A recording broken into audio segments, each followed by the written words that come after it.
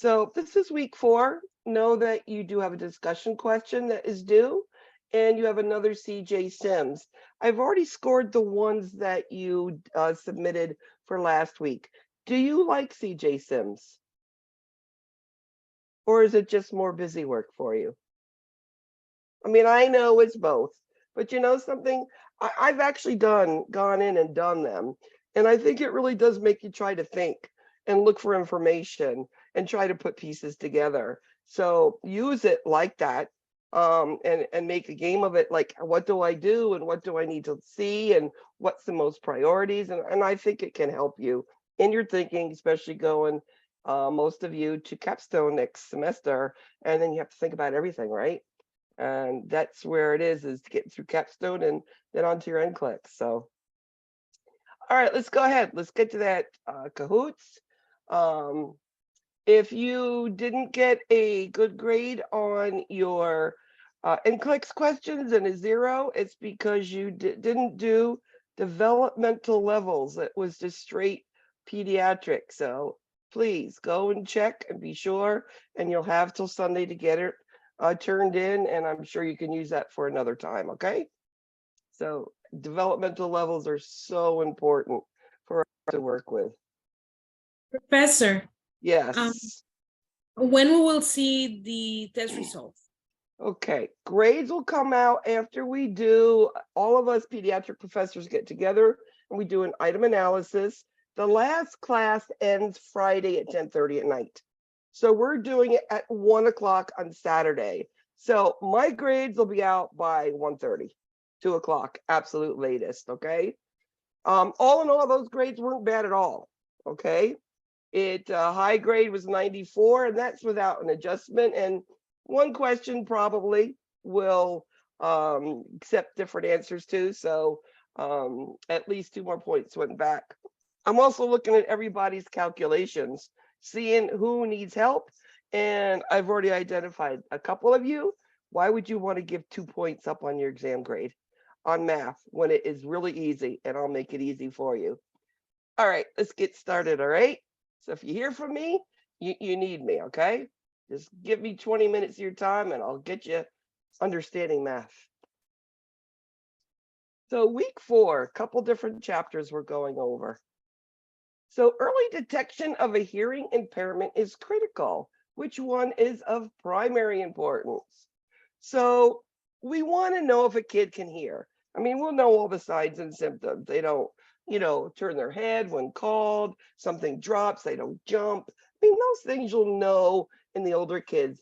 The younger kids is they're not going to hear those loud noises and have that startle reflex.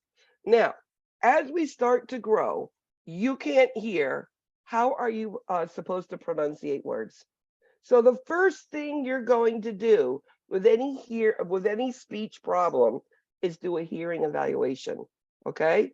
So we want to make sure we hear, because they go hand in foot.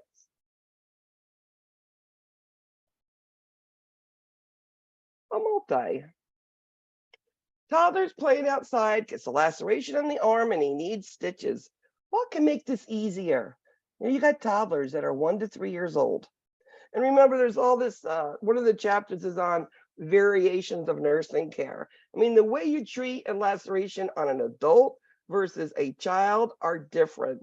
And these things that you're going to check as okay here are those things that do make it easier. Now, putting them in a mummy won't work. I would never let them see a needle. I wouldn't let them see this equipment. Maybe a hemostat, but they're going to get afraid with it. But numbing cream and child life. Now, you all are lucky down here in South Florida at Nicholas Children's. They've got a phenomenal child life team, and they work really closely with the ER.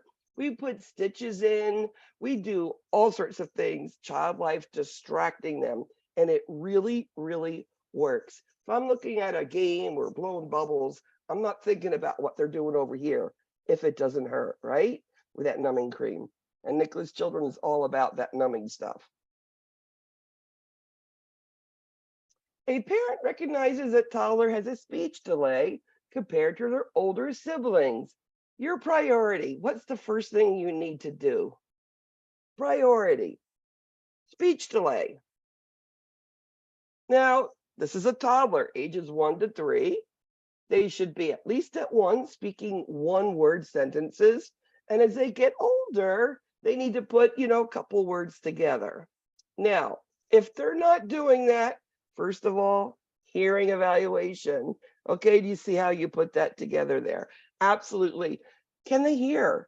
And we also have the pronunciation. Remember, toddlers don't really speak clearly. So it's hard to say, is it hearing or just, that toddler speech? But hearing, always be checking it. It is that good telltale sign. You don't want a kid to be behind because of hearing. What are signs of an early indicator of impaired cognition? Now, we know we can look at stuff, right? So we do all of these little developmental things, what kids should do. Are they doing it? Are they not? And if they're not, that is impaired cognition. And you're talking fine motor skills a lot of the time, and a lot of gross motor, and then that head to walking, lifting head and then walking by one. They're not doing these things and not, even close, something's going on. So what would you see? A kid's not talking. They should have one words, right? Mommy, daddy, more, milk, mine, give me, or, something you're telling me. And my little grandson was like, more when he wanted to eat. They can't do a voluntary grasp. That should be by at least 6 months. They should be able to do that. And then behavior difficulties. Why is behavior? They don't understand. If you don't understand, they're going to get frustrated. And then they're not verbalizing. They can't convey what they want. Can you imagine being unable to express or understand? I'm going to be that difficult child too.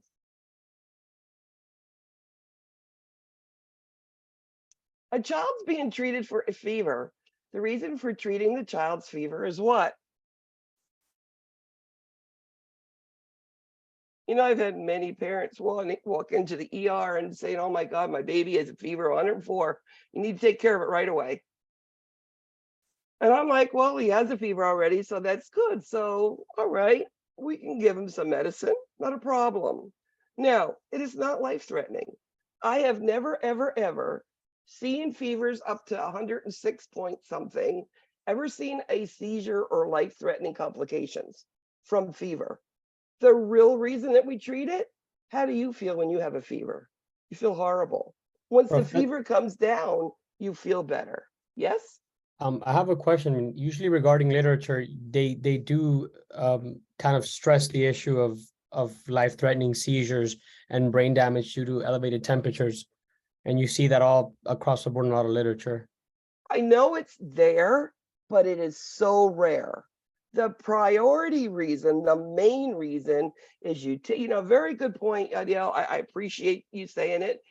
I've never seen one, and I've seen 106.5, I believe, on a child, and never saw a seizure go.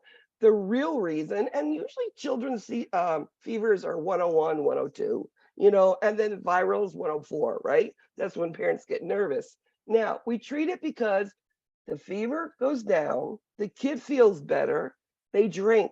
What do you want to do for a kid who's sick with a fever? Replace what they're dehydrating. So you want that fever down. You want them feeling good because you want them to eat and drink. And life-threatening, rare.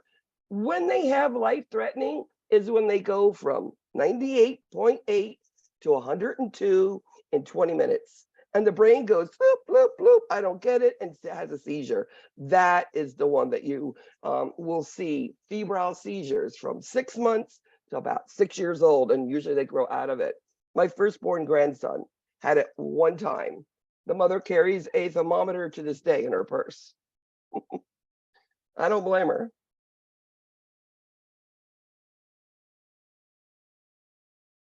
A child complains of something in their eye causing tearing and pain. What should you do?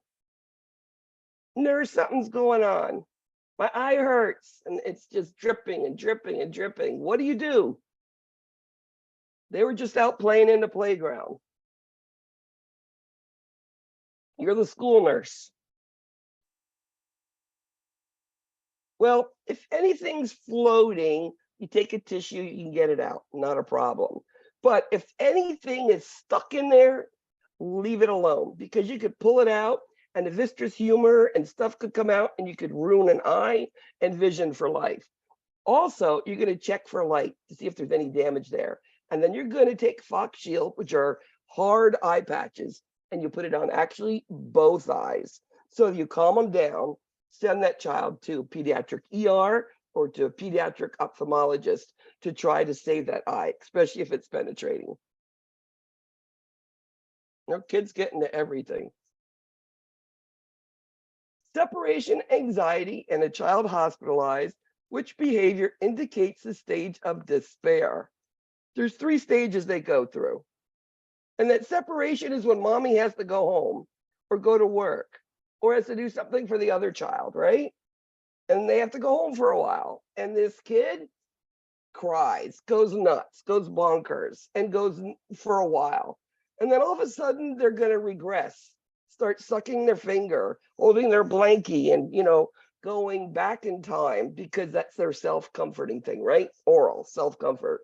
And then it goes to the point where the child sees mom and doesn't pay her attention because she's been gone so long. She's like, all right, I'm not even going to pay attention to you at this point. So there's 3 stages of separation anxiety.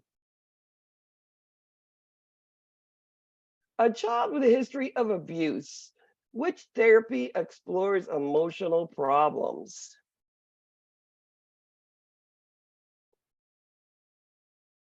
You know, sometimes we can see outward things of abuse, emotional, physical, could even be withholding food I've seen before, medical care. And what they do is they just do basically a play therapy. And the play therapy lets them show what has been done to them through dolls and stuffed animals and stuff, and through questions with a psychologist, maybe child life there, working through it, they can find out who maybe has been causing that abuse. Now, dramatic play is when something's happened in the hospital, some experience that creates anxiety and stress in them. It could have been an IV start. Think about sickle cell kids, right? They come in all the time. They very difficult to see veins. It's hard to get them, and they're sticking, and they're remembering that one time it took 8 times, and it happens sometimes. So dramatic play is what happens in a hospital. Play therapy is abuse. What happened to them?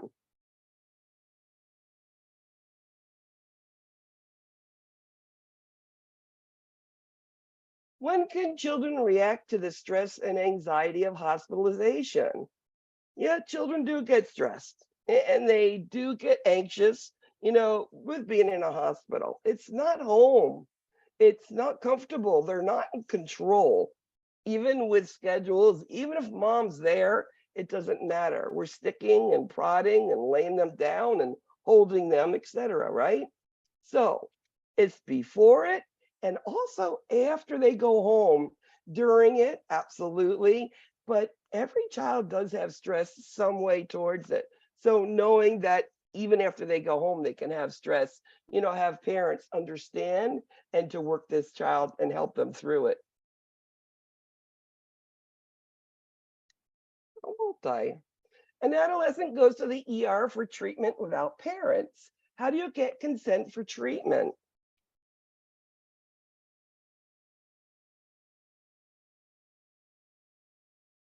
You know, remember HIPAA and children, there are some rules here.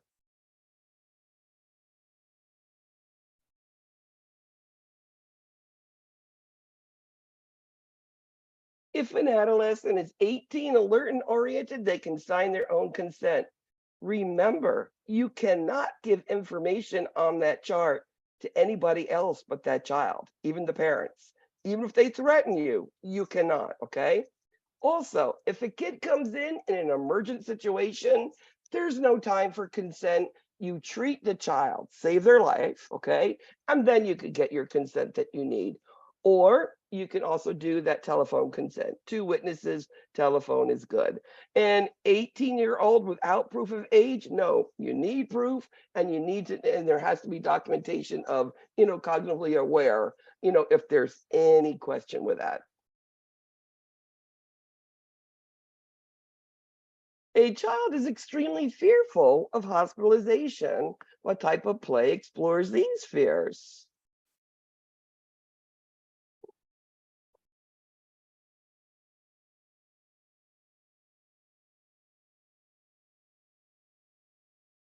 And that is your dramatic play. Cooperative is 2 or more together with a goal in the end. Diversional is when you're trying to get their mind away from something. And solitary is just playing all by yourself. When checking an IV in an infant, you notice the tissue around the IV is swollen. What do you do first? I mean, just think about an IV going into a child less than 1 at 15 mLs an hour. Can you imagine 15 mLs? It's a lot of fluid on those little tiny little hands. Number 1, stop it. Stop the infusion. And then, of course, always check, do they need to do something special before they take out that IV? I mean, sometimes we have to put something like Regitine in there, or because of whatever medications, if you're in the ICU area. So stop it and then find out, can you remove that IV? In helping a child to adapt to hospitalization experience, the best approach is what? How do children do the best? When they adapt, they can tolerate it. It's all right. I can work with this. What's the best way to do it? And any of these answers could be correct, but what's the best? And it's the routine. Keep children on their routine. When do they wake up in the morning? When do they change? When do they nap? What do they eat? Try to keep them on the same diet if possible. When's their bath time? If you keep everything close to that, children are a lot better. They know what's coming. They're not as stressed, and they do much better in hospitalizations. When assessing vision on a child, the healthcare provider would use a Snellen chart at what distance? It's a health assessment question, right? Does it make a difference, adults, children? It might make a difference. It may not be letters for children, the young ones. It might be teddy bears or flowers or bunnies or, stuff like that they could recognize. But it is 20 feet. If they can see it 20 feet, they can see. And if they're not, that child's going to tell the physician and probably is going to need some sort of corrective lens. Nursing care of discharging a child to home. What's everything you need to do?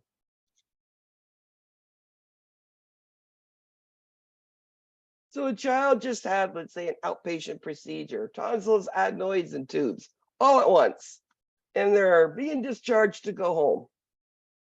The kid is 5. Well, you do not just give instructions to the parent. What about the child who's older? I mean, even 5-year-old, they understand what's going on. It's the parent and the child. Then the child knows what the parent's going to do. Okay? Explain what you should see when they're doing well. And of course, what they're not doing well, when to come in.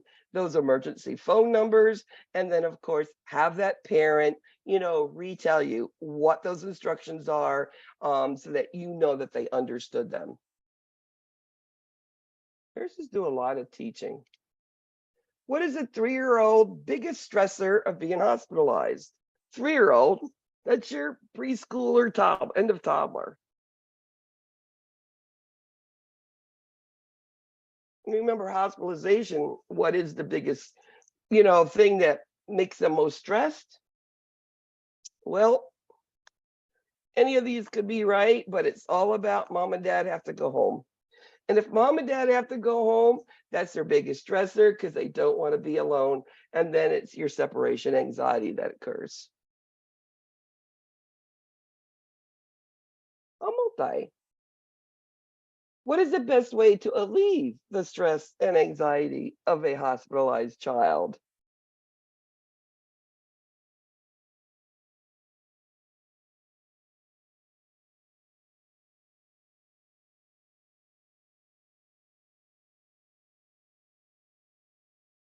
Children just need a little bit of extra special. And if you do these things, you're going to have a very happy kid and it makes your life a lot easier. So it's spending time to understand those routines, those rituals, understanding this is the pacifier this kid likes if, they're stressed. And, if the parent has to walk out, do something, you can have it. Always, if possible, let that parent stay with children. Today they're even allowing them to walk into the OR and then they're put to sleep when the parent leaves because it decreases stress. The kid does better, less stress before. And always, of course, explain those procedures in a place where these children developmentally can understand. They understand what's going to happen. And yeah, you do nothing invasive at the bedside. That should be a safe place. A nurse notes a string tied around an infant's wrist. An appropriate nursing intervention would be what? Like, why is this string around this infant's wrist?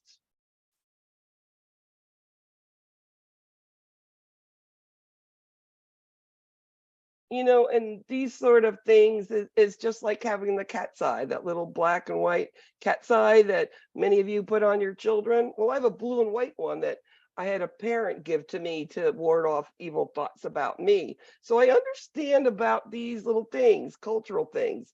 So I didn't know what those things were. I mean, I'm a gringa from New York, little town, New York. I had no clue. So I asked the parents, and the parents told me because there was one on the little baby's bed. I said, I don't understand this. I see these all over. What are they? And they were so intrigued that I didn't understand.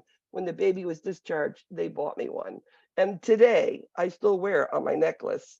And that's 20 years later. How can a hearing impairment develop? Well, I just had one. I just had two put in my ear in the doctor's office last week. I was so full of fluid because of my sinuses and whatever. Well, that's one way hearing impairment could develop, right? It's all of those infections or that fluid that was in there. I could not hear out of this ear at all. It could be there at birth, some sort of congenital birth defect. And then, of course, an illness or infections can cause it. We try to prevent them, make sure they take their antibiotics. Which urine collection method on an infant is most accurate? So, we're talking about variations in care. On an adult, we're going to do different than an infant. An infant has no immune system.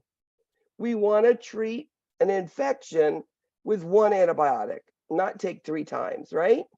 How's the way to get that best urine specimen? And it is by a straight calf. Now, does it hurt? No. You know what upsets an infant the most? Because you have to hold their legs. They don't want to be held. So what do? Give them a pacifier, have mommy at the head by their head and say, talk to your baby and tell her how beautiful or how wonderful he is. And it distracts them. Boom, boom, it's done. And then one antibiotic is going to take care of that infection. And we're going to save kidneys, right? A multi. What is the purpose and function of the family? Well, we're family-centered care. So as nurses, we take care of a child and the family. I mean, sometimes it's a family.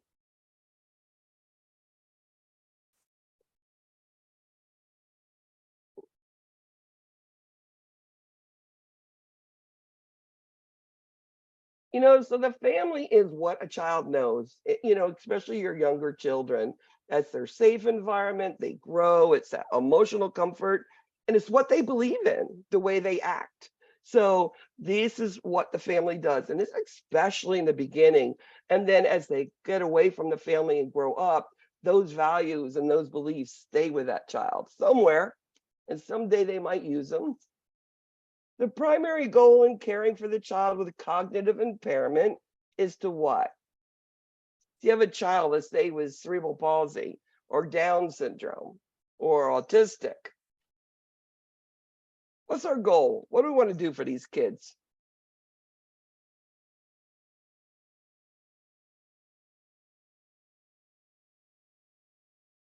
We want to absolutely promote optimal development. I don't know if you've gotten to Patches yet, but there's a little boy in a toddler room called Jonathan, and he's in a wheelchair. And he's a spastic cerebral palsy child, and he's nonverbal. Well, that child has a pad, and I've watched him in speech therapy, and he knows where ovals are and squares are, and he knows what colors are. And years ago, that would have never happened. They really trying to make his mind work. So if you see Jonathan, you send love from Professor Bogart. He used to look at me and smile across the room and light it up. And he's a really good example of how far children can come today when nobody thought they even understood what was going on because he can't talk. Many infants require oxygen. What is best? What type is best tolerated and accurately delivered? We know it's many ways. You could be ventilated, tracheostomy, nasal cannula, a mask, an oxy hood. The goal is we want to make sure we're giving the correct amount and not too much. And we want it to be comfortable. And the oxy hood doesn't put tape or anything laying on their face, which is an endotracheal tube or a nasal cannula. They don't like it. Has anybody ever been intubated before? It's horrible. I was after surgery, and I felt as I was being extubated right before, I was gagging and choking, even though I knew a tube had my airway open. It was not a great experience. Oxyhood, think about it, clear plastic. You have a little oxygen sensor. You can really regulate it really well. And the kid can look around, suck his fingers, pacifier, and now you have a calm child, right? And it works. What is the best practice for school-age children with special needs? Well, special needs could be vision, could be hearing, could mean that they have spina bifida and are wheelchair bound. What are we going to do with these kids in school? And let me tell you, times have changed from when I was in school a real long time ago till today. Today, what we do is we put them in regular classrooms. And what we have found is these kids learn more and are more than we ever thought they were. Just because you're in a wheelchair, does it mean that you're delayed? No, it doesn't. It just means you can't walk. You need a wheelchair for ambulation. So we're doing that today, and I think it's great. A multi. Collecting a heel stick blood specimen on an infant. How do we do that? Most lab specimens on an infant are through a heel stick, unless you need a bleeding coagulopathy like a PTT or a PT. That has to be a needle, a venipuncture. But CBCs, complete profiles, is a heel stick. So we warm it with a hospital-approved warmer, nothing out of a microwave, okay? These kids' skin can burn easy, so hospital-approved. Use the outer aspect of the heel, because if you do the middle, you can go into that bone, the calcaneus bone, and cause osteo, right? And you're going to use that little lancet made for infants so that you don't cut too deep, because that's slicing the kid's foot every time we and try to get blood. And you hold it down below the heart and very gently squeeze it, because you could turn that whole foot purple if you squeezed it too hard, okay? I used to sit below the stretcher and put the foot over and slowly get the blood. And it just would pour out really easily. Don't ever hold it up. It won't work. Referrals for cognitive impairment should include when this kid's not grasping anything and it's 7 months old. The kid is having the head, it's no control on it, and they're 6 months old. The kid's not rolling over and it's 8 months old. All cognitive delays, all this stuff. They're not talking. As soon as you figure it out, and the reason is If you do early intervention, occupational, speech, physical therapy, quick, children tend to really catch up quickly. And that's what you want to do. Give them a chance. Down's children have frequent upper respiratory infections. And why? And it's really not what you think.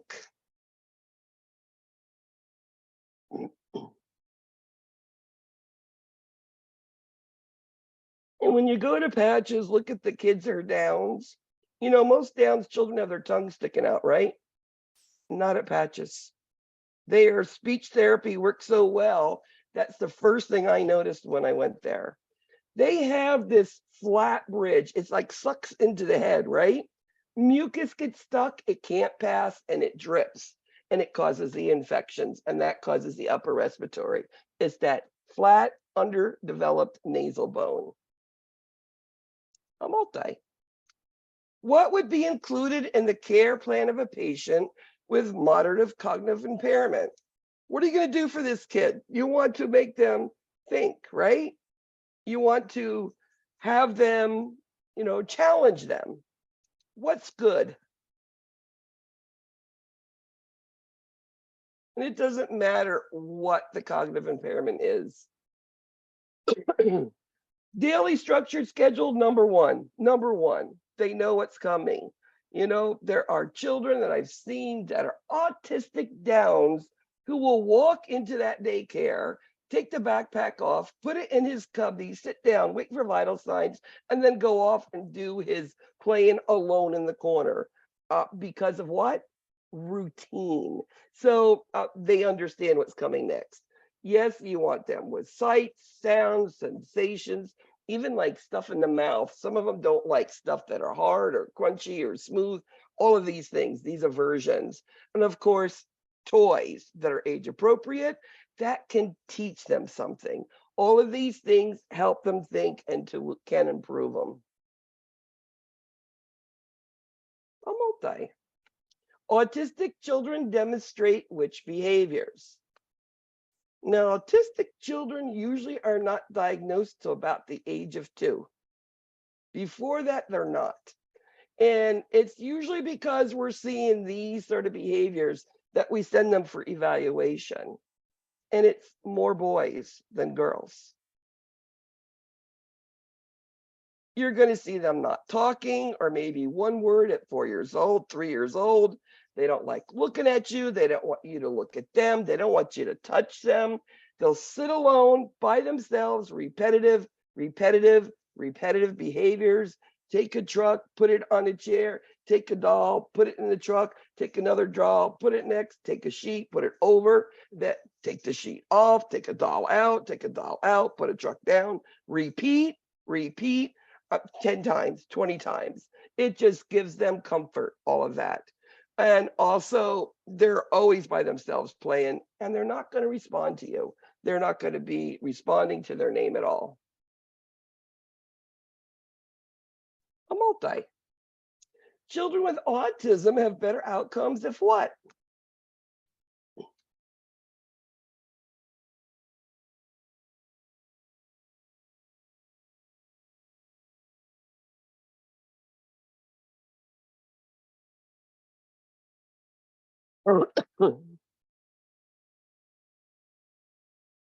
Again, any child with cognitive problems, structured routine, number one. Teaching them a way to communicate, whether it's through a pad, whether through picture board, whatever it is. Communication is a key. And then if they're doing wrong things, you don't let them do it just because they have an autistic a diagnosis, okay? They can be taught with a structured routine, like I just said with that one boy. And therapies, what about mom and dad and brother and sister doing therapies at home? You don't need just license. You need therapies done and done properly, and parents and family are taught. Multi. Fragile X. Well, what is that? Well, Fragile X is the second most common of all chromosomal deficiencies. Down's number one. Downs and Fragile X are very close together. The only difference with Fragile X, There is behavioral issues and aggression with these children. And they have big ears and a big jaw. And you could see them. A family lined up, one is Fragile X, you'll see the big ears on them. These children need some sort of psychiatric medicine to help them with their aggression. They get very aggressive, but they're very similar to Downs besides that, and that physical. Well, Downs has their own physical. The causes of autism. What causes it? And I'll ask, I wish we knew, right? I had one nurse I worked with, had one boy born. A year later, had another one, and both boys were autistic. And then, oops, got pregnant, had a girl, and she's perfect for her. But she does a lot of work with those two boys, and those two boys have come a long way because they've really been given that education and all of that early intervention that you can. We don't know why it happens. Genetics, unknown, abnormalities, yes, all the above. Ways children with hearing impairments communicate with others.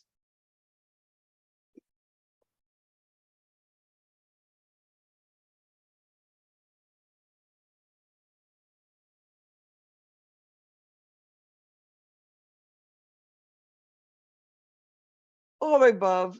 You know, they have their own way, sign, finger, lip reading. You know, a child who wants you to understand, that are cognitively aware but just have hearing issues, they're going to communicate. They have their ways. What is amblyopia? Well, the picture says it's an eye. What type of eye issue is it? And there's 4 different ones that you need to know for upcoming quizzes, exams, and NCLEXs. Common childhood eye conditions. And amblyopia is that lazy eye. You have one eye that sort of goes off to the right or to the left, and it just, the muscle doesn't know what to do, so it's a crooked eye. So what do? Well, it's muscles of the eye that's creating that not looking straight ahead. Cover the good eye, make that bad eye work. So you take off and on a patch during the day, and it will strengthen the muscles, and that usually is all it needs. How would you help encourage a preschooler to be less apprehensive when taking vital signs? Your age is 3 to 6. These kids tend to know a lot. They tend to be more, you know, wait, what are you trying to do here?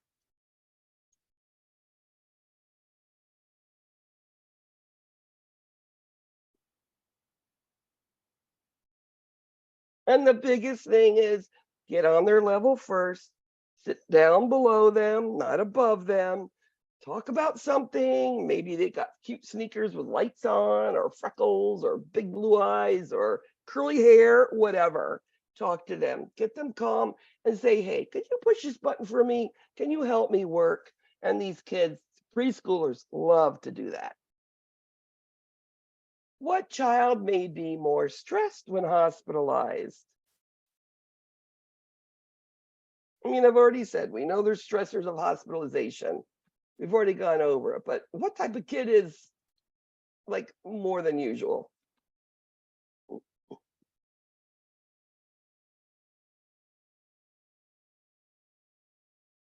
The kid who's in and out. What about that kid with sickle cell who they can't get an IV on, and he's in pain and they need to get the IV in now, and they're being stuck and hurt again and held down, right? That's a kid who's going to be more stressed. The one who's been there and probably had some experience. A toddler has a hard time fixating on a single point, and the eyes cross the midpoint. So we're trying to look here, and the eyes are sort of going like, I can't get there. The eyes aren't working together. That binocularity of infant, it doesn't get there.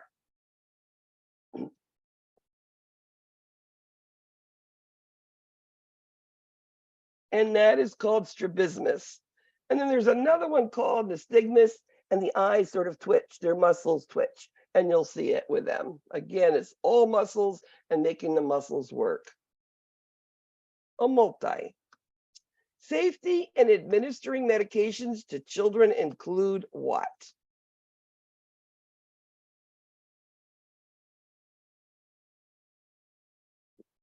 You know, and if you read the literature, actually your BSA is the most accurate, but you know, I've never seen a BSA done for making a dose for medication for children. It is always milligrams, micrograms per kilograms. The second thing is the name ban. You can't ask a child their name, okay? They're not may not give you the right information. So you need something that you can see. Child's name and then your dosage. And a room number is never used, ever, ever, ever. What can help the parents to make a baby swallow their medicine? Babies, toddlers, you give them medicine, they're holding it in their mouth. How do you make them swallow?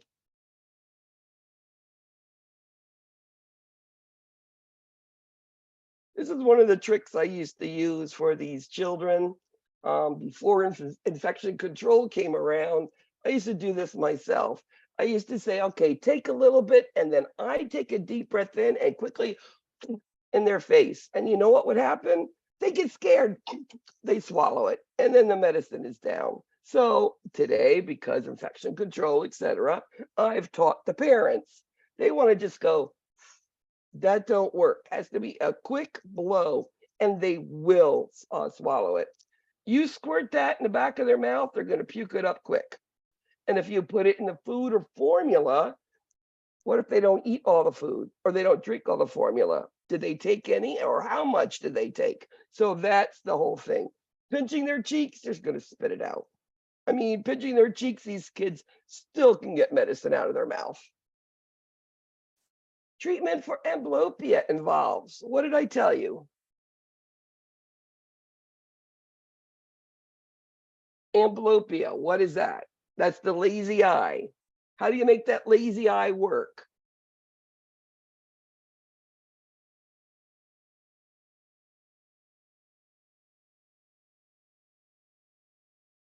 Cover up the good eye and make that lazy eye muscle work, and usually it will correct. The nurse is discussing sexuality with the parents of an adolescent with cognitive impairment.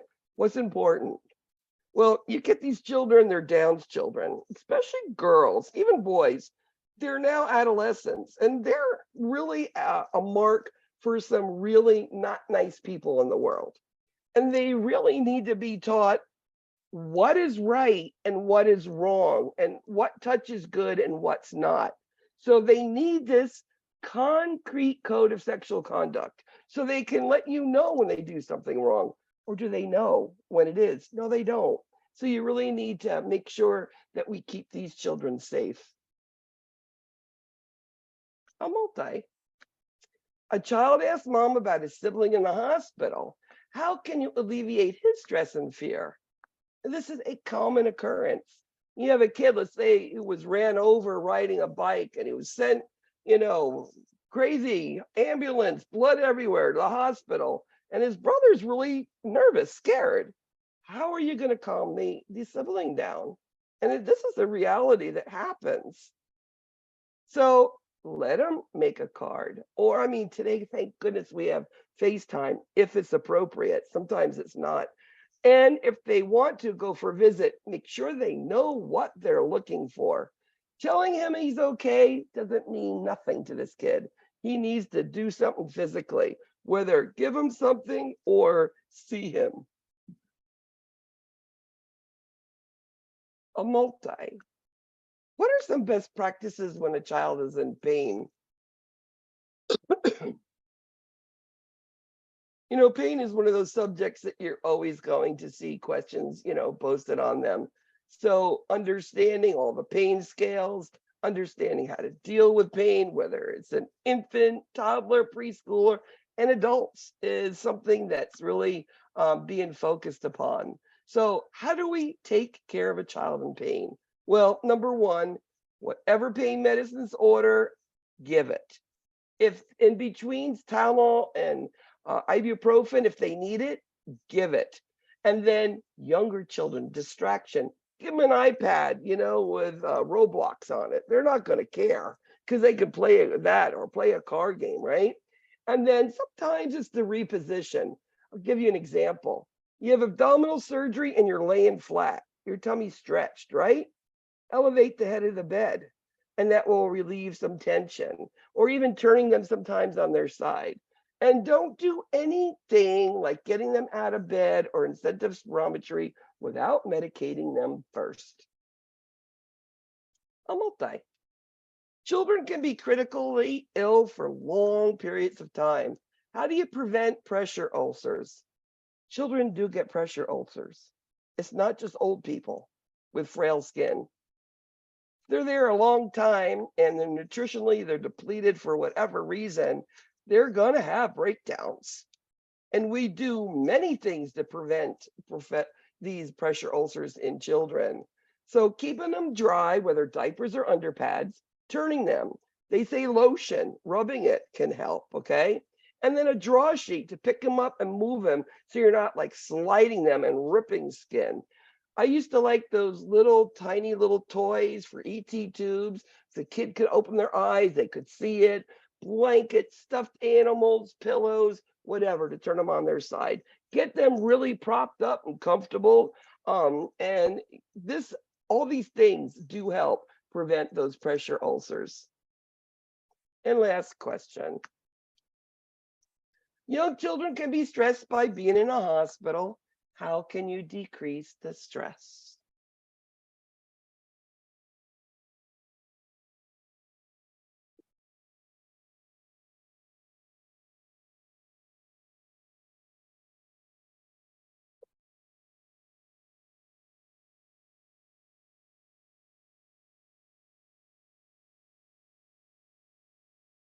So same routine, have the parents stay, of course, toys that he can play with that are appropriate, and limiting the amount of visitors not always is needed there. So that is not one of the answers. Most of it's routine and parents. Number 3, John, good job, John. Whoop, whoop, whoop. Amy, good job, Amy. And G, who's going to be number 1? Let me think. Yeah. Good job. KS and Deny. All right, so that is this week's class. I've given you the Kahoots, which really goes over a lot of concepts that you're going to see in this. Your chapter 39 is the difference between adult and pediatric nursing care. Because remember, every child, different size, needs something different. Every adult almost gets the same thing. So children, you really have to think more. What is the best for the child, okay? So that was a lot of the things I put in there, like the straight calf, like the oxy hood. These are things specific to children. So again, next week, you're gonna have a quiz on this week's information, okay? And I will have those exams out by no later than 2 o'clock on Saturday. So, but overall, you guys did pretty decent. It is a hard exam. Those theorists will always get you. And it's a lot of growth and development. So I know it's a rough one, but overall, I was not unpleased by the results there. So anybody who wants to get with me, let me know. And those with those math, 2 questions wrong, I'm getting with you. I'm going to send you a message. Hey, get with me. Give me 20 minutes of your time. And Jonathan, you did good. So don't worry about it. Because I know you were something last week. I saw you, dosage calc, whatever. No, you did good. Don't worry. Anyway, have a great night, guys. Thank you.